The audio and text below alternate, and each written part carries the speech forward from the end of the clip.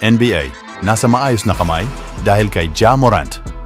Indiana Pacers at Bucks tumindi ang pagkamuhi sa isa't isa at Warriors epektibo ang ginawang adjustment ni Kerr. Update kay Peyton II. Ngunit bago ang lahat, kung gusto nyo ng matibay na basketball shoes. New Adidas Fashion, mabibili lamang sa halagang $1,299. Click lamang ang link sa comment section or bisitahin lamang ang tpin.com for more high-quality shoes. Habang ang bawat NBA fans ay nag-aabang sa bawat non-stop highlight reel ni Victor Wembanyama, si Ja Morant naman ay siniguro sa mga fan na ito na siya ang maaalala at gagawa ngayong araw. Matapos nag-viral ang posterizing dunk ni Wembanyama kay Vince Williams Jr., si Ja Morant ay sumagot kasama ang kanyang sariling signature over kay Victor Wembanyama. Spurs to one field goal attempt. Ja again dunks it in! Sa fourth quarter sa laban ng Grizzlies kontra San Antonio Spurs, si Ja Morant ay dinaanan sa tabi si Victor Wembanyama at tinapos niya ito sa isang nakakalukang dunk na siyang agad nag-viral sa social media. Ang moment ay naging perfect reminder para sa mga NBA fans na siyang hindi malilimutan kung gaano siya nakakapanabik panoorin. Sa sukat na 6 feet tall kumpara kay Wembanyama na nasa 7 feet 4 ang haba at nakakapag-average ng 3 blocks per game.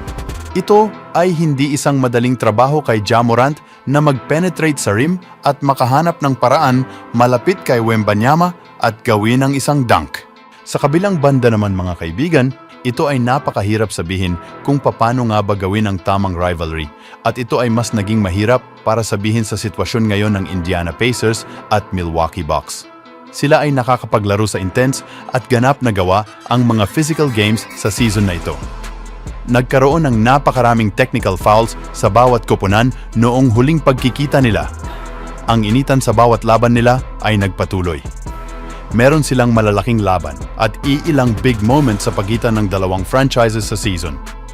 Sa panahong sila ay nagharap sa unang pagkakataon sa campaign noong November, ang Milwaukee Star at former MVP na si Giannis Antetokounmpo ay umiskor ng 54 points. Ngunit ang Pacers ay maayos na nagtrabaho para ma-match ang Bucks sa kahit anumang areas sa laban hanggang sa sinayang nila ang epic performance ng Greek Freak. Dahil sa magagandang laro ng mga guards, ang Indiana ay nanalo sa laban na may lamang na 2 puntos. Sila ay nagharap muli isang linggo ang nakalipas sa in-season tournament finals. Ang Bucks na siyang naipanalo ang championship 2 seasons ang nakalipas at gamitin ang big stage na ito, ang team ay ang naging paborito. Ngunit ang Indiana ay nakontrol ang laban para sa halos buong 48 minutes.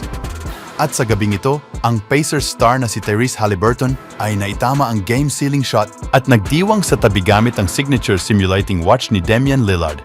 Ang pangatlong paghaharap ay mas naging most dramatic sa season. Si Giannis Antetokounmpo ay binigyan si Haliburton gamit ang hard foul sa maagang laban. Agad namang ni-wrap-up ni Aaron Nesmith ang former MVP sa panahon sa kanyang layup attempt sa maagang laban. Si Bobby Portis ay na-ejected sa laban. Ang tension ay mas tumaas dahil sa in-season tournament game at dahil sa kagustuhan ng Bucks na maiwasan ang third straight loss sa parehong opponent. Matapos ang outing, ang panalo ng Bucks, merong iilang drama ang nangyari patungkol sa game ball. Inisip ni Giannis Antetokounmpo na kinuha ng Pacers ang bolang ito matapos itong umiskor ng 64 points, isang Milwaukee's franchise record. Sumunod, inireport na ang Indiana ay hindi nagustuhan ang ginawa nitong ni Giannis para takbuhin ang Pacers locker room at sinabing iniwasan nga raw nito ang mga handshake matapos ang laban. At noong Martes ng laban, ang dalawang koponan ay nagharap muli sa unang pagkakataon matapos ang melee. At sa pagtatapos ng araw, ito ay tanging part pa rin ng basketball.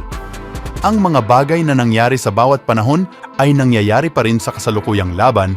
Ang Indiana at Bucks ay tatapusin ang season series sa paparating na Huwebes. Marahil, meron na namang magpapaputok or marahil, meron na namang manlalarong makakapagtala ng 50-point game or magdiwang sa isang panalo sa napakalaking pamamaraan. Anong masasabi niyo mga kaibigan? Matatawag kayang rivalry ang dalawang koponan na ito?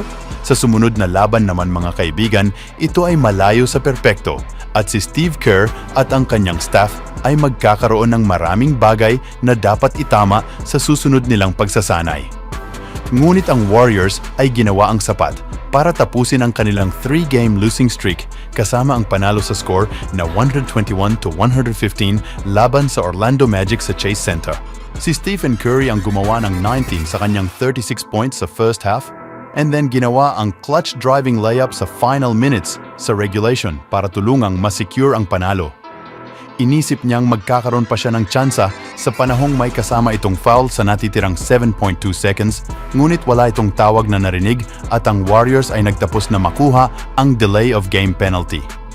Ang two-time NBA scoring champion ay mayroon ring 6 assists, 4 steals at isang block.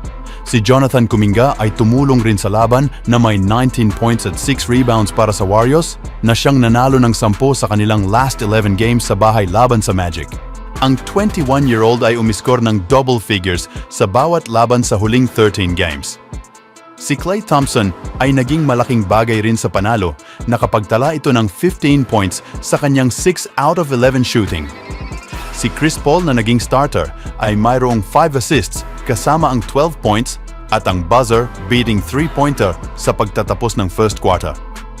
Ang panalo, ito na ang unang panalo ng Golden State sa bahay simula pa man noong December 24. Ang ginawa ni Kerr, siya ay umaasa na ang maging starter si Paul ay ang makakapaglibre kay Curry para sa napakaraming open sa shooting sa bola. Ngunit hindi ito ang eksaktong nangyari na kung saan si Curry ay nakakuha lamang ng 3 shots kasama ang starters. Ngunit agad naman nitong umatake at mas agresibong naglaro matapos ang unang round sa substitutions. Ang pattern na ito ay nagpatuloy kahit na bumalik itong si Paul sa court dahil si Curry ay nananatiling na sa attack mode at pinakita na siya ay capable para gawin ang sarili nitong shot. Ang Orlando ay walang ginawang double team, hindi tulad sa ginawa ng Miami Heat at ng Dallas Mavericks kaya madali lamang sa kanya na pasukin at mag-drive sa rim. Sa second half, si Curry ay bumalik sa kanyang dating sarili na itama niya ang mga big shot after big shot mula sa labas ng arc. Siya ay nakapagtapos ng 12 out of 20 kasama ang 3-pointers sa kanyang 9 attempts. Isa pang nakita sa laban na ito ay ang pag-iwan ni GP2 kasama ang injury. Si Payton ay nakuha ang left hamstring strain sa kanyang second game mula sa kanyang pagbalik sa isang buwang pagkawala dahil sa calf injury.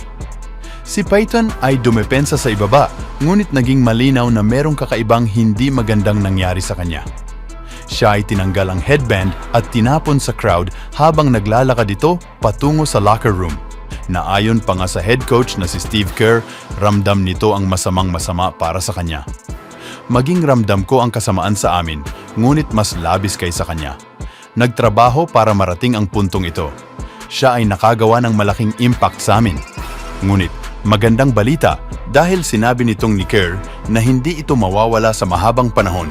Ang extended absence ni Payton ay isang malaking suntok sa Warriors na siyang umaasa kay Payton para palakasin ang depensa ng team.